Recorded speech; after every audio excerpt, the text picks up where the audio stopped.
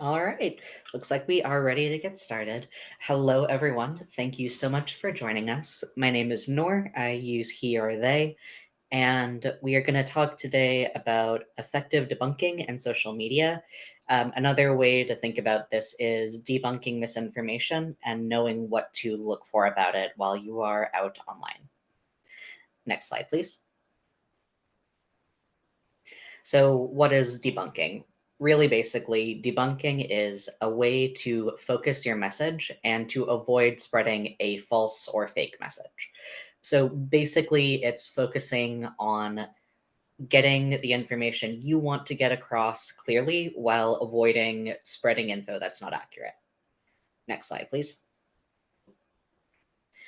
So, we have 5 tips from Media Matters that we like to talk about that we like to talk about with folks rather when I'm giving this presentation. So, those 5, which originally come from them, are to focus on the facts, not the fakes, to not just debunk, but to also explain the truth, to warn people about fake quote unquote fact spreaders, so warn people about misinformation. Rule number 4, to talk about unlikely supporters, and 5, to make your points short and sweet. So we're going to go through and break down each of those rules in detail, but that's just kind of as an overview so you know what to expect going in. Next slide. So our first rule, focus on the facts, not the fakes. What do we mean by that? Next slide. So when we're saying to focus on the facts and not the fakes, basically what we're saying is that you want to give as little verbal airtime to the information you're debunking as possible. So, for example, like on this slide, a common misconception that people might repeat over and over again might be that people of color are less likely to be disabled. So, people might be genuinely thinking that, but it's not accurate based on data and information that we do have that says that we are as likely to be disabled as people who are not of color. So, rather than saying, oh, people of color are not less likely to be disabled, what you want to say is the truth or the thing you want people to kind of stick in their heads. Because research has shown basically that when you repeat the misinformation but just put the word not in the middle of it, people are likelier to just remember the rest of the sentence and to just kind of mentally either delete the not or to kind of prioritize the rest of the information around it. So, the way that we tend to encourage people to approach this is to say something that prioritizes what you want people to remember instead of the lie. So, you might say instead, the school to prison pipeline means fewer people of color are likely to get a disability diagnosis, which is true. We have data to back that up. You could also talk about other aspects of the diagnostic disparity, which is the fact that people of color are generally speaking less likely to get a disability diagnosis than white people. You can talk about that from a bunch of different angles, but the key thing is that what you want people to remember instead should be what you're putting at the forefront. So you want to get that right in their ears right away, rather than the misinformation first. Next slide. So, another example that we could work on with this. So, you can also use this to kind of break down stereotypes or other ideas that are inaccurate, but that are more kind of rooted in social ideas as well. So, for example, the idea that autistic students are burdens. That's a message a lot of people get based on media, based on the ways that people kind of talk about autistic people and autistic students in particular.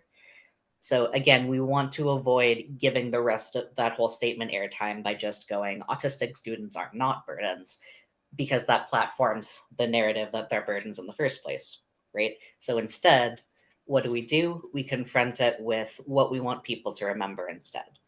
So going, it's important to meet autistic students' needs. Those needs might be different and they might need different supports. It is important that we support and build with them. So when we're doing that and platforming what we want people to remember and what we want them to think about autistic students, what we're doing is trying to shove that narrative to the front of their mind when they're listening to you. So they'll hold on to that information when you're kind of leaving and going like forward throughout their day, when they're going past the news story you're on, whatever platform you're using, right? Next slide, please. Rule number 2, don't just debunk, explain the truth. So this is going to kind of build off of that first rule. So in addition to giving people the narrative and the facts and the information you want them to remember, you should also be providing a little bit of context to kind of help them get the full meaning that you're trying to get into their heads. This one's a little bit more nebulous, so let's drill down into it in our examples. Next slide, please. So for example, common misconception that has been very thoroughly debunked by a lot of people, but that is unfortunately still very commonly repeated, is the idea that vaccines cause autism. So the first part of this that we've already covered is platforming what you want people to remember. So saying vaccines save lives, right? Getting that to the front of people's heads. The next step there is adding in some of the surrounding context. So vaccines save lives, including those of people who do not take them due to what's called herd immunity. So in addition to platforming the idea that vaccines save lives, meaning people are alive because of them, including autistic people, so we're here, you're adding the additional context that the people who might not have taken a vaccine are also still alive because of other people who have taken vaccines. So that additional context kind of helps wrap around and better support your message. In that same vein, some other ways you could approach this could be by talking about research and data that has been done to debunk this myth. So, for example, saying vaccines save lives, and we have literal hundreds of studies that prove that it does that. You can point to specific case studies, like, for example, explaining the whole thing of how the MMR vaccine and Wakefield have been thoroughly, repeatedly debunked to the point where the person who did the original study got their license taken away as a result of misinformation. But in general, what you want to do is be direct to the point and provide kind of a little bit of extra context to give it sort of teeth, if that makes sense, to kind of give it some hold. Next slide, please. So another way you can do this, for another example, common misconception is that autistic people all lack empathy. So what first part of that we've covered is getting in people's heads what we want them to remember, which is that autistic people can have lots of feelings. And then the added context is, and they can express them in ways that don't look like non-autistic people do. So that added context is meant to kind of support and bolster that first part, and also to kind of answer people's like immediate kind of gut response to you going, no, that's not true. It's kind of the added little bit of, oh, no, it's true. And here's why. So autistic people can have lots of feelings. What you're mentally doing with the last half of that statement is basically going in response to them immediately hearing, oh, autistic people can have many kinds of feelings. Mentally going, what if they respond to that by going, wait, but that's not what I've heard. That's not true. By going, no, we do have lots of emotions. They might look different, and you might not understand them because they look different, but that's different than lacking empathy. So you're kind of anticipating the next question and building in that context so that they can kind of focus on what you're saying. Next slide, please. Rule number 3, warning people about fake quote unquote fact spreaders. So in this case, it's basically a shorter way to put this is warn people where a lot of misinformation comes from. So thinking about what a bad source looks like. Next slide, please. So, for example, if you're looking for a source of common misinformation, InfoWars is frequently a good place to look at because it is frequently a source of a lot of conspiracy theories and the source of a lot of folks using studies that have not super great methodology, which methodology, $10 word, but basically means the ways that people do scientific studies. So whether they've looked at studies that have enough people in the experiment group that they're looking at, whether the study is being done by a group of people who have a conflict of interest. So basically, if, for example, a sunscreen company is paying to study the effectiveness of their own sunscreen and are measuring it against competitors, they call that a conflict of interest because the people who are studying it are getting paid by and have monetary benefit coming from the company that's funding the research, right? So they might be incentivized to kind of skew the results to make them look better. So that kind of bias, for example, is very common in some of the things cited by InfoWars. So when you're looking at kind of trying to warn people about misinformation or places that are likelier to be getting their information from kind of sketchier sources, they're one example. Other examples that are harder to kind of get a visual representation of on a slide would be Facebook pages that are not like attached to a public figure or verified to be attached to a public figure that has some type of credibility. Random meme pages, stuff that's just kind of floating around the internet without a citation. Basically, anything that is difficult to get fact checked or that, when fact checked, doesn't really hold up to muster, doesn't really seem credible, basically, and doesn't have ways to check where it's coming from. Next slide, please. A good example of a pretty easy to verify source would be the Associated Press. They are a news organization, and they're often kind of some of the first line reporting in a lot of common news articles, and are often where broader news networks are getting additional information from, in addition to people that are on the ground at events and that kind of thing. Local press, so people who are with city newspapers or county newspapers, are also very commonly good on the ground verifiable sources. Um, Bigger news networks are also definitely possible sources, though it is important to always factor in like political slants that might be associated with whatever network you're looking at, and to try and get things verified from more than one source so that you can kind of see where the original data is coming from if it's possible. Next slide. All right, so when we're talking about misinformation, and it's also important to think about things from kind of all angles. So, one way to do that is to talk about unlikely supporters. Next slide, please. So, for example, let's say that you are wanting to host someone from AWN coming to your event and speaking about autism acceptance. Some really good, obvious potential supporters might be feminist groups or LGBTQIA plus groups, because those both have very positively aligned messages directly with what AWN does.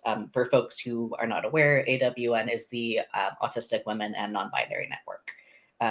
So those groups have overlap in terms of the things that they do, so their audiences make sense as people to invite and would be common supporters. Next slide, please.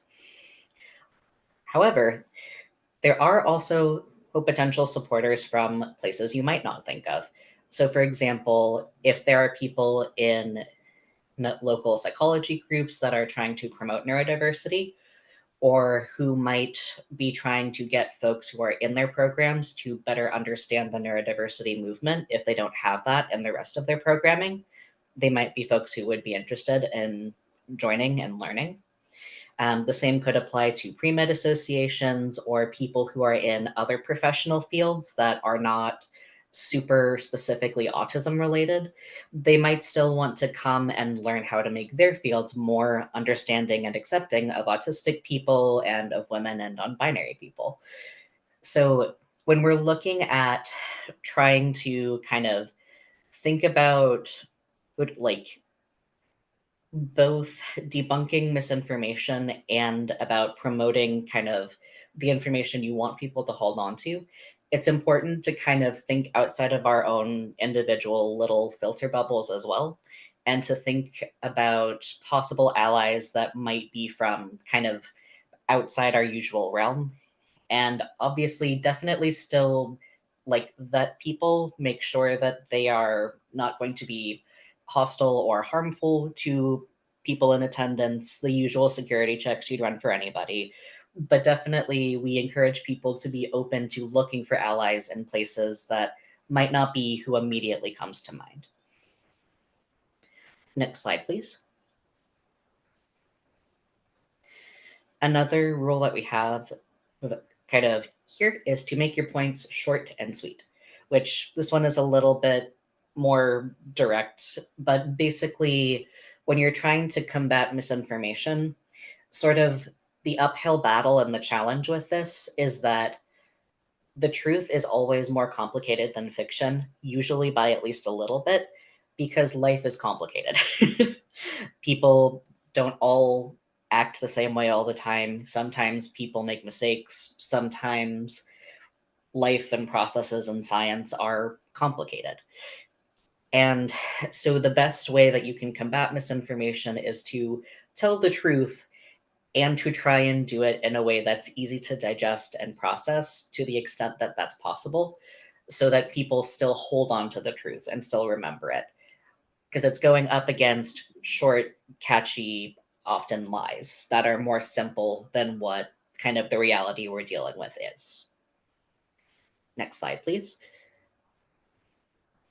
So, one way that we will sometimes encourage folks to try and shape this is to think of it kind of like making a short, simple argument. So, coming up with a main idea that you're trying to get in people's heads. So, the information you want them to hold on to instead of the misinformation, and 3 points that help support that main idea and kind of build that additional context so that it sticks. So, this is a little hard to visualize. So, we'll pull another example where I can kind of talk through it. Next slide, please. So, for example, if I want to talk to, let's say, my administrator or the principal of my school, and I want to get in their head that we want to host an autism acceptance festival on our campus, and I want him to be convinced to make that happen. Let's say that the information I'm pushing out of his head is the idea that it's expensive and pointless and that we would never do that. So instead, we start with what we want him to know. We want to host an autism acceptance festival on our campus. Here are some reasons why that would benefit us and why we would do that. It would make students that are here and students in the future who read about it feel welcome. It would give our club funding for speakers. So by hosting the event, the school would be benefiting one of their clubs, and it would promote diversity on campus. So it would make campus more welcome to more people. That means more different perspectives and more support for lots of different types of students coming and learning. So all of these points are pretty short, pretty direct, but they all get across what we're trying to, right? And they're trying to kind of directly indicate, like, hey, this is a thing we want to do. It would benefit lots of people. It would help us. You should do it because of all of these things. And these are all relatively portable. If he was to like take that to a funding board or to like the school's accountant, if the school has an accountant, these are all short, easy things he can remember.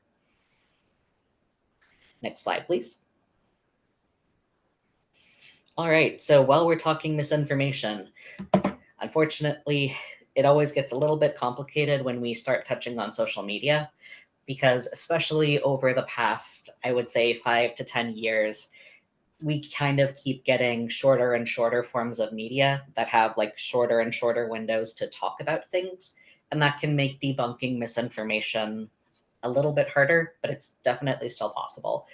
It just kind of takes being creative and adapting to these new mediums as they come up. Next slide, please.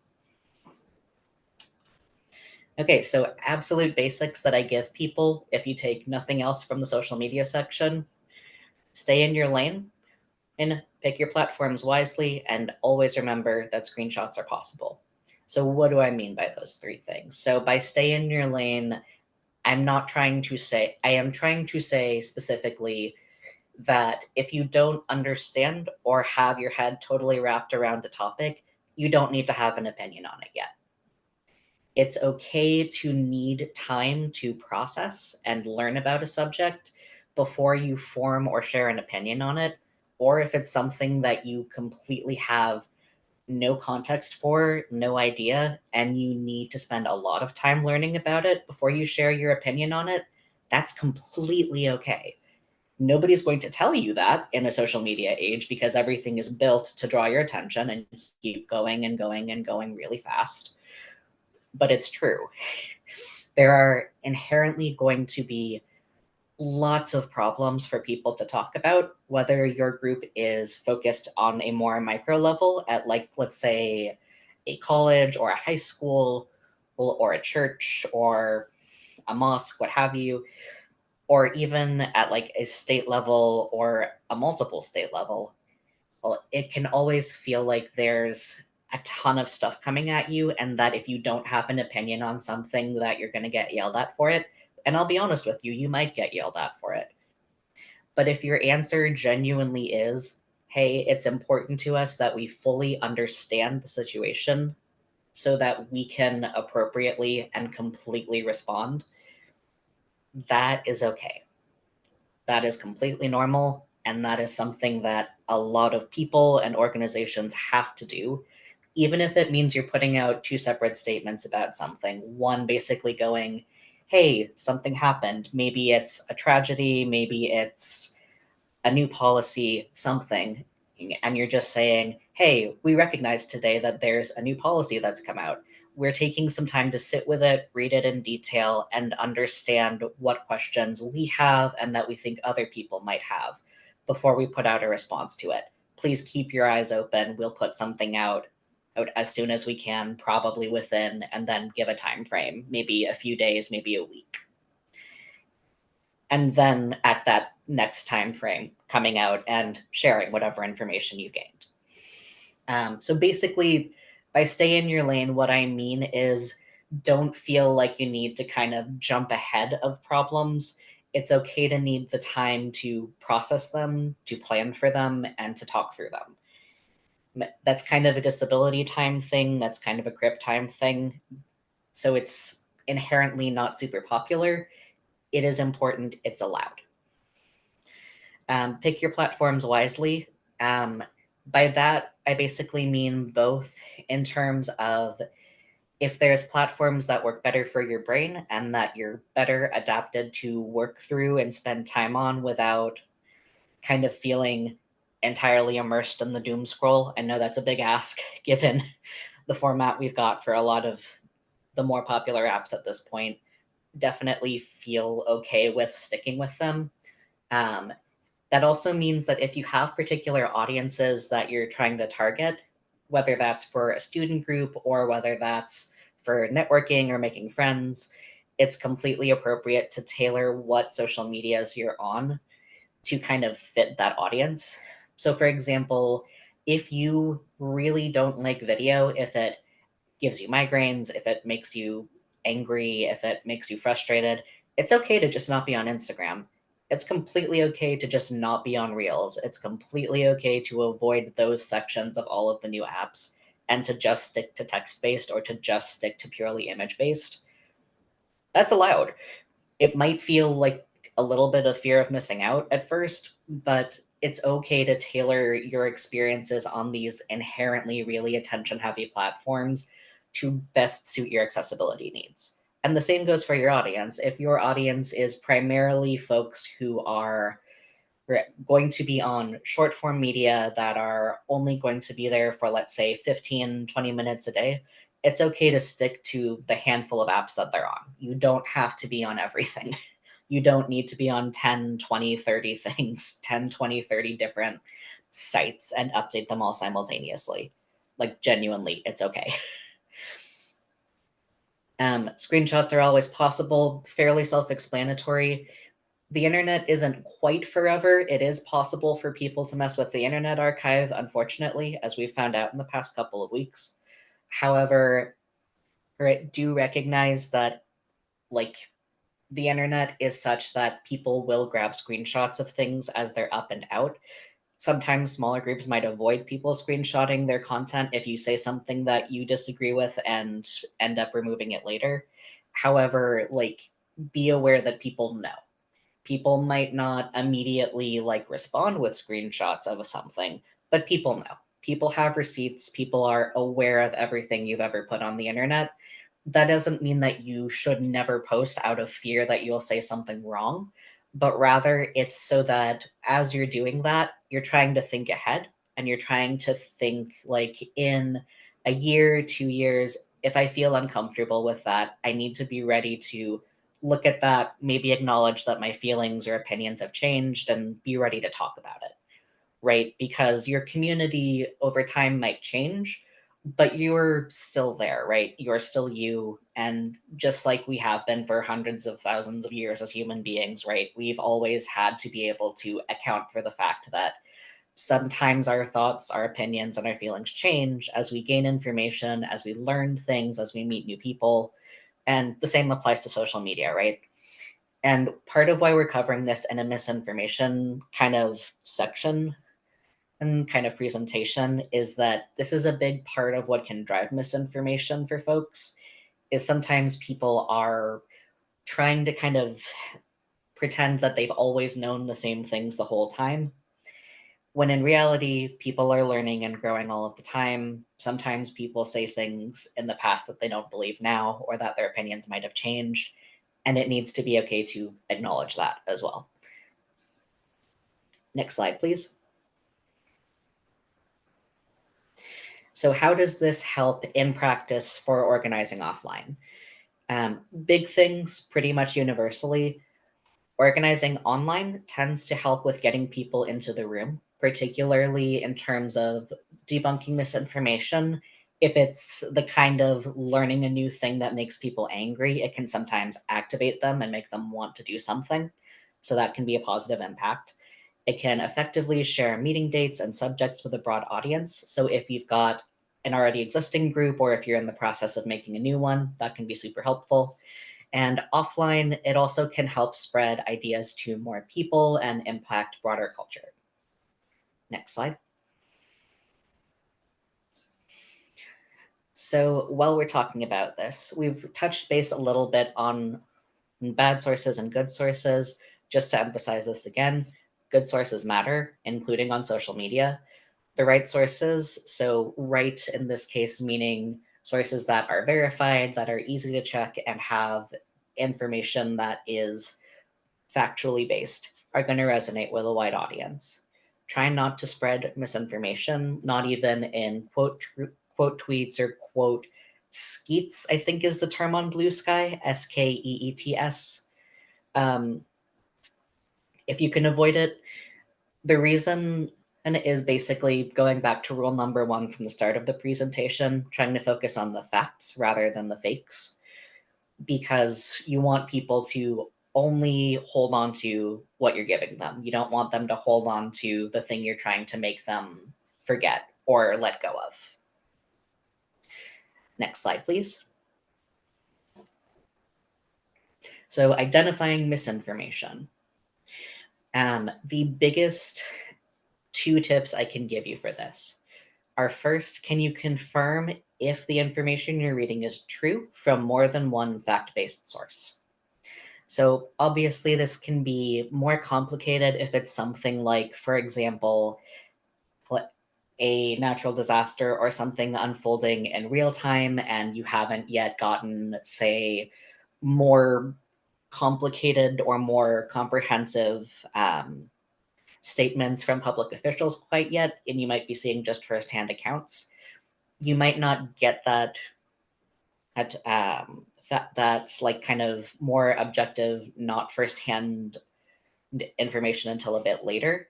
It's still definitely worth keeping an eye out for that as the situation that is happening evolves and as you get those statements and that information from those more official sources as well. So some examples of fact-based sources would be peer-reviewed academic journals, news agencies like the Associated Press, which we mentioned earlier, museums. Other examples might be nonprofits that you can verify have like positive reputations, I guess I would say, that have like well established kind of reputable kind of measures to them. So, for example, well, when ASAN puts out a statement and we talk about common like news events, we'll usually cite where those individual things we're talking about are coming from. So, for example, linking to news stories, linking to individual statements that have come from the people we're talking about. So, if you were to refer to an ASAN statement as a way to verify a piece of information, and that's usually reasonable.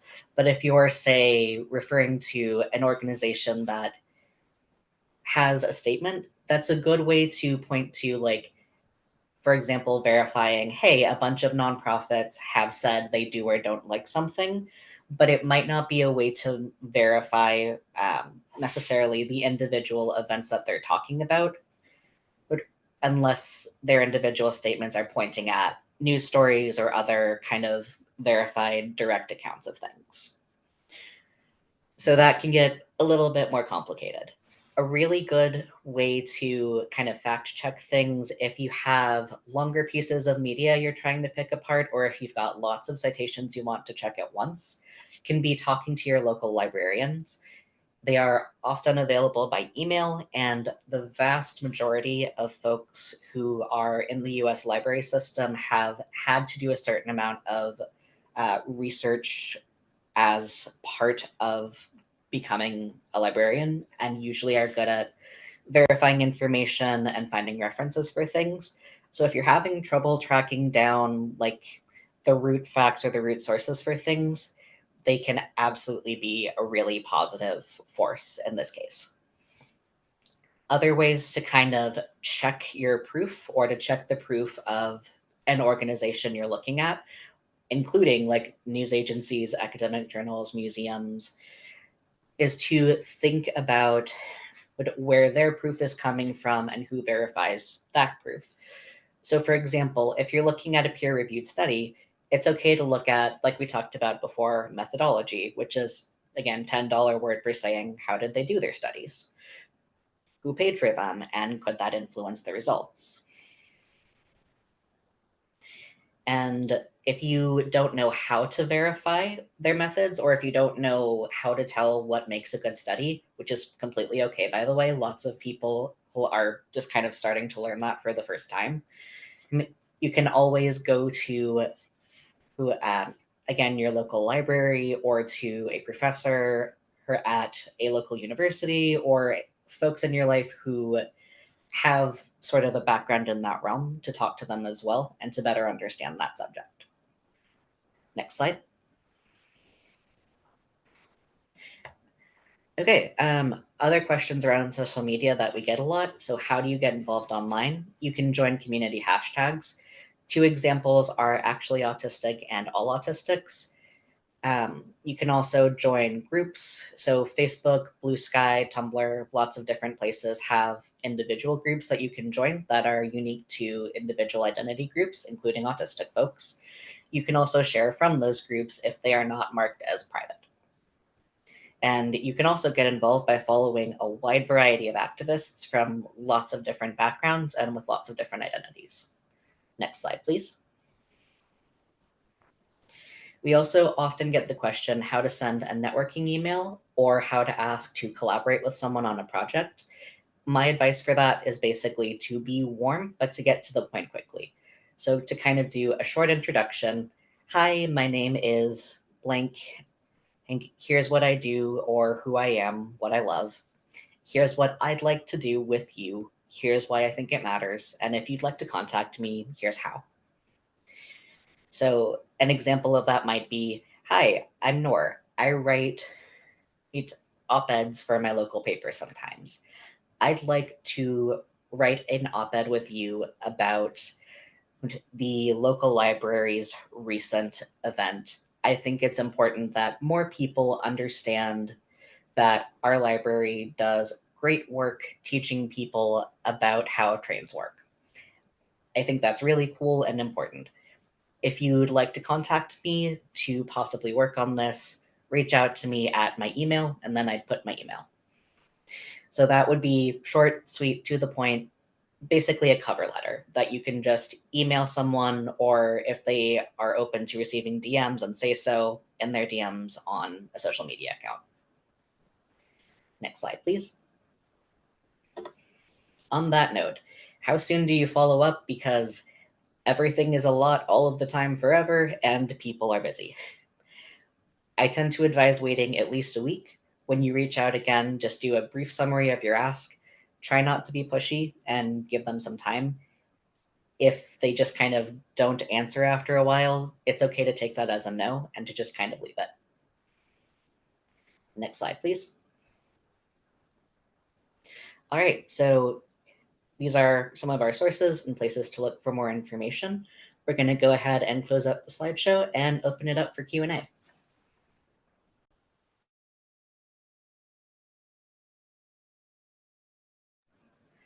Alrighty, I'm going to open up the window.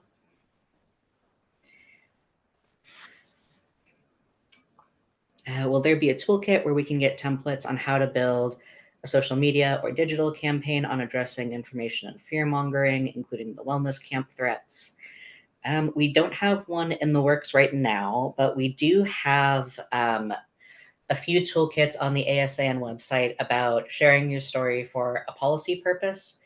I would also recommend the op-ed project has a really good breakdown of how to kind of write a condensing editorial that I think is super helpful when it comes to like kind of making short, sweet, direct points. We also do have statements coming out that talk about the wellness camp threats that kind of touch base on it. That might be helpful as a reference point. How best to deal with misinformation propagated by AI, large language model, machine learning system, chatbots? That's a great question. And that's one that I am still working on, to be honest with you. One person I know who's doing some work specifically at the intersection of disability and tech that might have some interesting um, information on this and might know some folks to like look into would be Olivia Banner. She's a professor over at UT Dallas that works at the intersection of accessibility and tech. Um, I would say that in general, I think that misinformation coming from AI is a complicated beast to tackle because part of the problem that we're seeing happen right now is that a lot of folks misunderstand the idea that AI is somehow objective rather than seeing that generative AI in particular, but AI more broadly as well, is a tool, and it's a tool that can make mistakes just as much as any other one does. So I think trying to kind of encourage media literacy with people, encouraging folks to fact check pretty much everything, including stuff they get from kind of larger language model things. And I think also, like, particularly when we're getting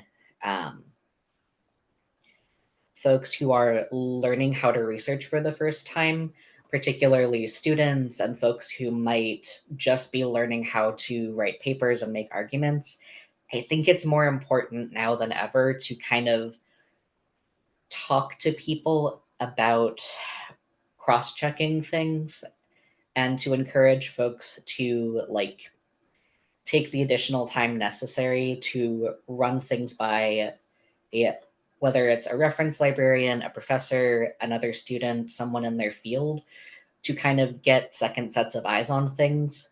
Because the more points of information people have, the more chances there are, basically, for someone to kind of look at something and recognize that doesn't seem quite right. Maybe you should take a look at this again. Maybe you should see if you can find more information about this and see if you can follow the logic for it. I recognize that that's a big ask, and it's something that a lot of people are struggling with right now, but I think that might be a good place to start. Um, an attendee asks, are there any organizations that track misinformation events similar to how the CDC tracks biological epidemics? To the best of my knowledge, not exactly. There are some fact checking sites that center on individual subject matter. For example, PolitiFact, PO at like first half of politics and then fact. PolitiFact is one that does it for some policy information. Um, in terms of broader looking at misinformation, for example, tracking the amount of bots that are online and what percentage of them are on different social media apps. Um, the Electronic Freedom Frontier, if I'm remembering the acronym correctly, EFF, does some good work, as well as the Mozilla Firefox Foundation does some work around open access to the internet. And my impression is that they have done some beginning research in that area and kind of point at other folks who are doing the thing. Um, but there isn't like one big central body that tracks like all misinformation on the internet, though. I think that would be a great project if someone were to start it, but I haven't seen it anywhere.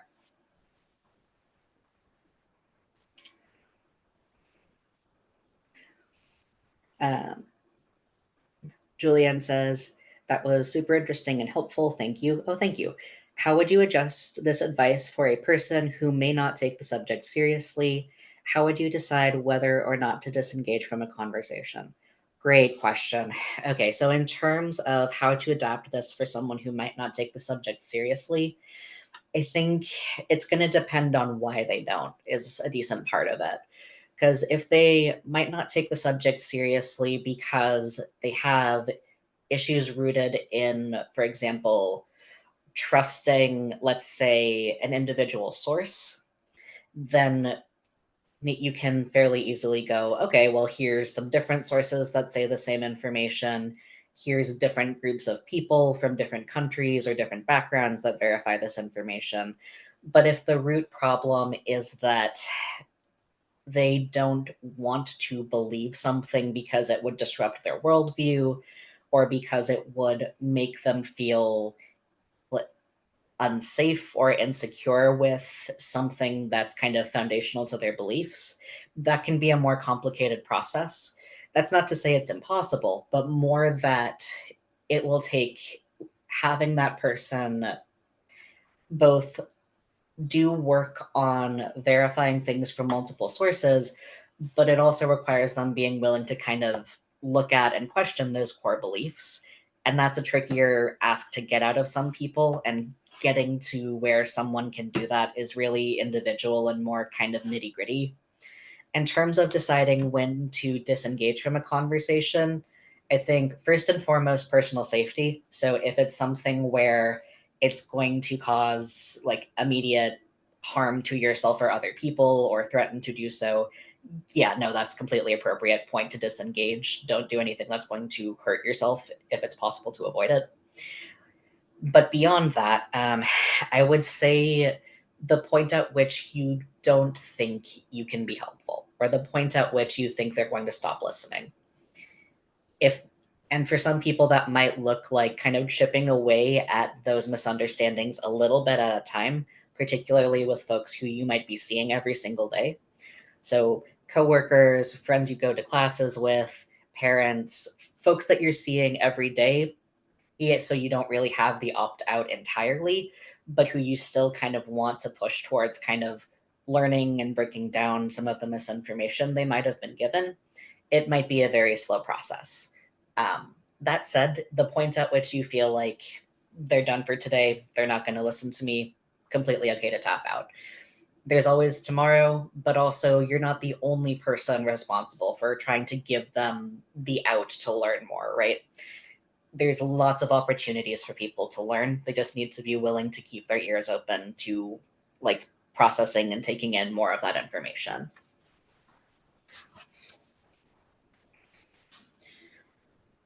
Oh, someone in the attendees section has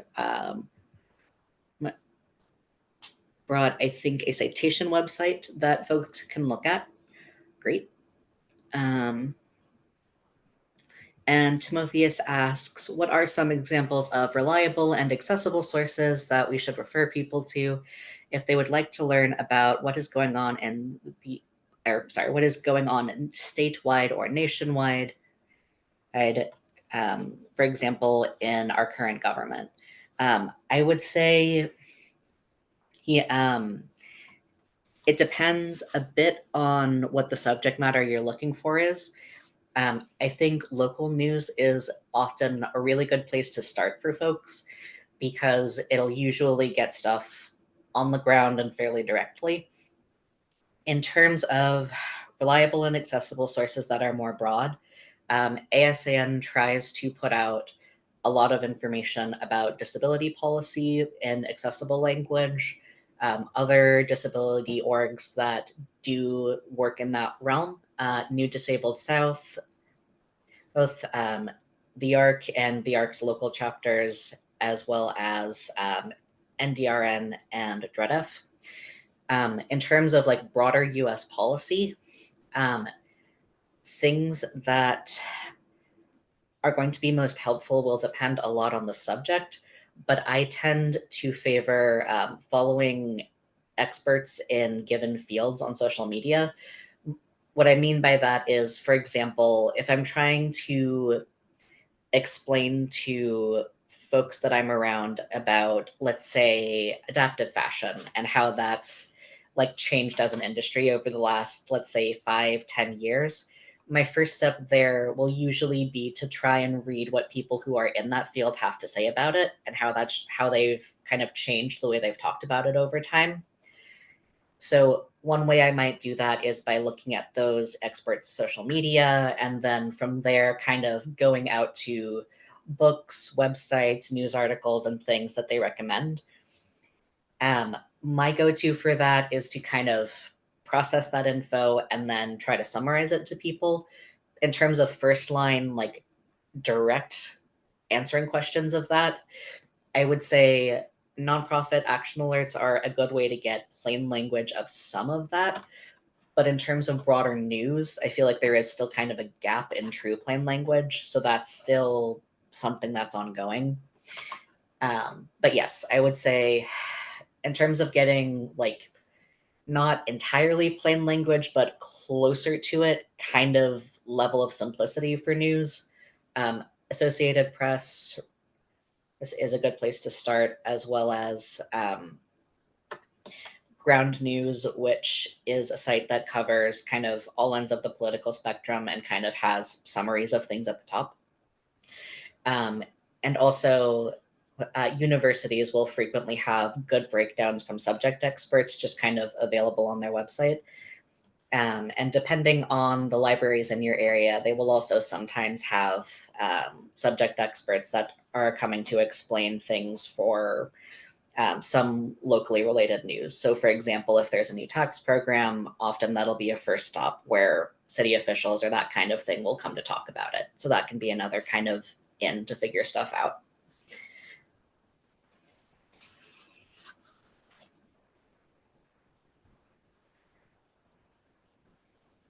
Alrighty. Do we have other questions or other folks um, have things they want to share?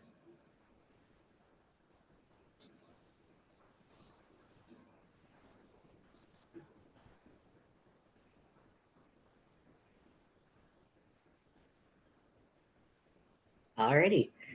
Dean, Alex, is there anything else we'd like to touch on before we close out? Oh, wait, we got one more.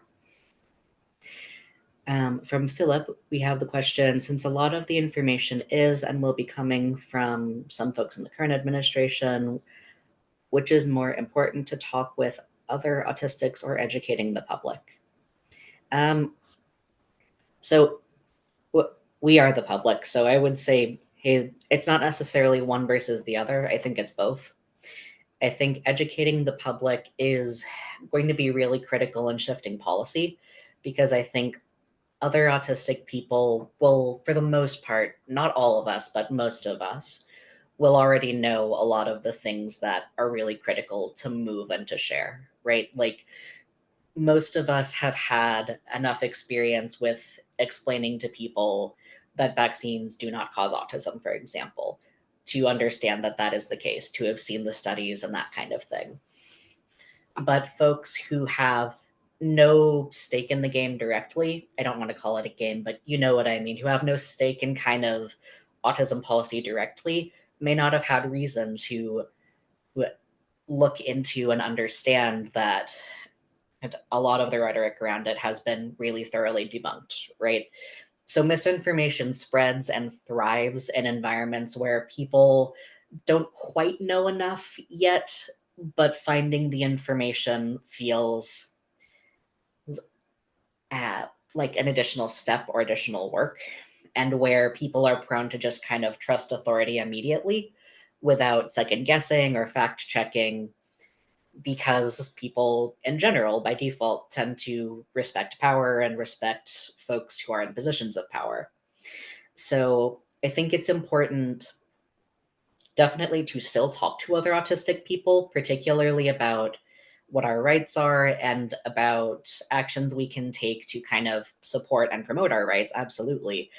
I do think it's still important to kind of talk to people outside of the autistic community about issues that are impacting us, because that's part of how we kind of shift, like, the meter, for lack of a better word, to kind of shift the window on how people see us. Because most people who aren't autistic aren't going to have, like, kind of the full grasp of like the autistic policy sphere. They're not going to have an inherent grasp of like all of the biases for different people involved, right? Because they haven't had to watch that for years and years and years. They're coming into it new, so we need to approach these folks who have these new eyes, these new ideas, and help them understand what we already know. So that's kind of at the heart of debunking misinformation. Yeah, it's trying to get into people's heads like, hey, no, we already know that this isn't how things work. Here's how it actually does. We can prove it. And getting there really quickly and really accurately. So basically, both important. Don't stop talking to either one. But when it comes to talking about autistic specific issues, especially, definitely really, really critical for people outside the autistic community to hear, just because they won't necessarily have heard it before or might not have the same information that we do.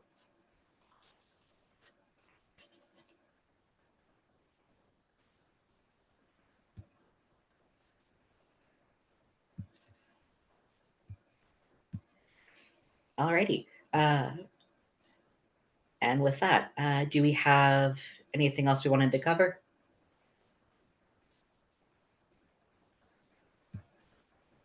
I believe we've covered everything today. Thank you so much, Nor. Yeah, absolutely. Oh, hey, we got one more. We got a few more questions. How can holistic allies speak to misinformation in these types of spaces without speaking for or instead of autists? Oh, great question. So in terms of like fact-based discrepancies, like for example, pointing out the fact that vaccines don't cause autism, it's completely normal and appropriate and okay to just kind of go, hey, factually, this has been debunked. Here's a bunch of scientific sources that have already pointed it out. Here's the history of Wakefield, et cetera, et cetera. Just because posting a bunch of links to, say, individual journals, not something that inherently needs an autistic voice to get that done. In terms of misinformation that is more kind of rooted in multiple sources, like in addition to being factually incorrect, also is coming from places of negative bias or fear or hatred. I think the key there is to definitely to point in the direction of autistic people who have already done some of the work and who have already kind of shared information debunking things online when it's possible. And when it's not, indicating like, hey, yeah, I think this is a problem for these general reasons. And here's like debunking all of the various fact based things. But also, like, allyship can be as simple as saying, that doesn't seem very kind to autistic people, or that seems like it's assuming autistic people can't make their own choices. Like, starting from, even if it's as simple as just asking the question, how do you think an autistic person would feel about that? Do you think that's helpful? Do you think that's going to positively or negatively impact any autistic person reading this? And yeah, I would say there's no one perfect answer, but I would say when it comes to fact based, easily disproven things, copying and pasting links, pointing at stuff, that doesn't have to be an autistic person inherently. And that is fairly direct and simple. In terms of the more kind of getting your teeth sunk into things end of things, where it's more complicated and nuanced, definitely feel free to start the conversation. But if at any point you feel like you're trying to speak on behalf of autistic people, I think it's appropriate to kind of go, hey, I can't talk for autistic people, but as an outsider who has autistic friends, and I feel like this assumes X, Y, or Z negative things about autistic people, I'd encourage you to learn from or read from or listen to autistic people. Here's some places where you can do that, and kind of pointing people in that general direction.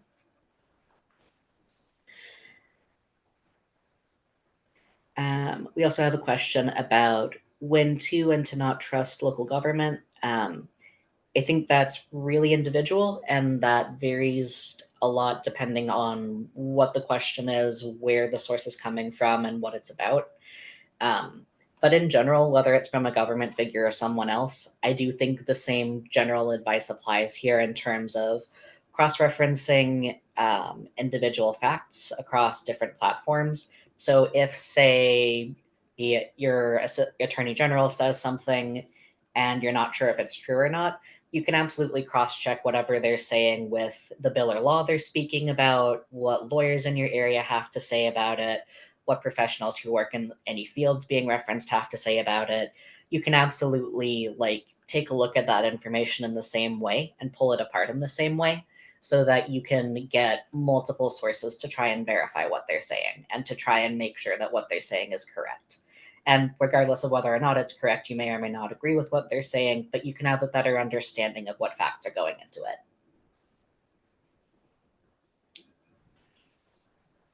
Alrighty, and with that, I think we can go ahead and close out.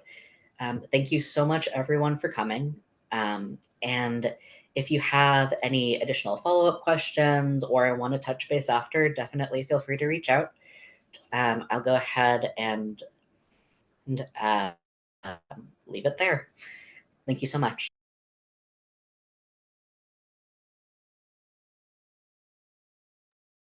Thank you, everybody, for joining us today. Take care.